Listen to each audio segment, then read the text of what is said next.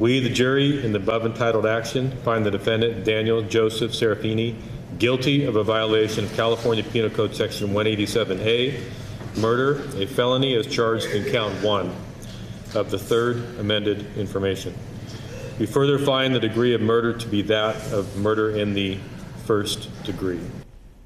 After just 2 days of deliberations, jurors reaching a verdict in the high-profile trial of Daniel Serafini, finding the former MLB player guilty of 3 counts of the 4 against him. The verdict follows several weeks of the trial in court and comes just over 4 years after the incident at the center of the case, the shooting of Serafini's in-laws in their Lake Tahoe area home. Thanks for joining us tonight. For Fox 40 News at 6, I'm Nikki Lorenzo. And I'm Riley Carroll, in tonight for Eric Harriman. Jurors finding Serafini guilty of killing his father-in-law, Robert Spoor, as well as the attempted murder of his mother-in-law, Wendy Wood. He was also found guilty of 1 count of burglary and not guilty of child endangerment. Serafini is scheduled to be sentenced in just over a month from now on August 18th. Fox 40's Josie Hart has been covering this trial since day one. She joins us now live from Auburn with more on the verdict and also how people are reacting. Josie. Well, there were a lot of people inside that courtroom. It was absolutely packed with family members on all sides, and everyone appeared to be very emotional. Once that verdict was read by the judge, we could see that Erin Spoor, the wife of Daniel Serafini, exchanged a look with him. They both shook their head in disbelief, and Erin, of course, ending up in tears. Now, just to rehash some of the charges, Serafini was found guilty on all charges, including the special allegations of use of a firearm and lying in wait.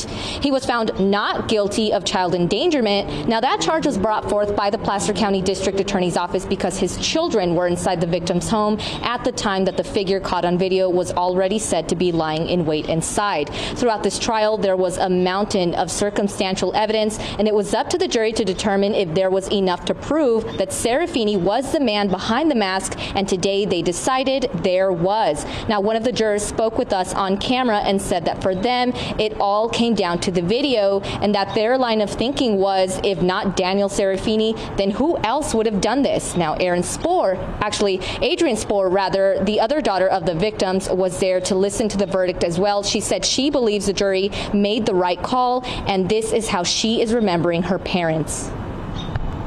Mountain biking with them on the Tahoe Rim Trail, coming home and them playing music, my dad cooking fish, pouring a glass of wine, my mom laying comfortably on the couch, and them finally enjoying their retired life, which they deserve to enjoy.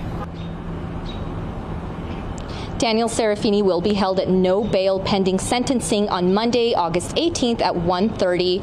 Adrian Spoor says she will be back in court that day, and Erin Spoor did not make any statement today. The Placer County District Attorney's Office says that Daniel Serafini faces life without parole.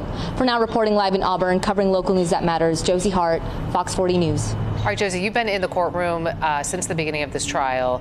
You have heard a lot of testimony, and this might be a difficult question to ask you to nail down because there's been so much involved in this case. Is there something specific that stood out to you that was notable to you while covering this? You know, something that really stood out to me was a video that was played in the courtroom, and there was a lot of video surveillance that was not released to the public, but in this video, it showed the moments that Erin Spoor was coming up to her parents' home in Lake Tahoe, and she was holding her 2 young children. And when she testified on the stand, Erin Spoor became very emotional when it came down to playing that video.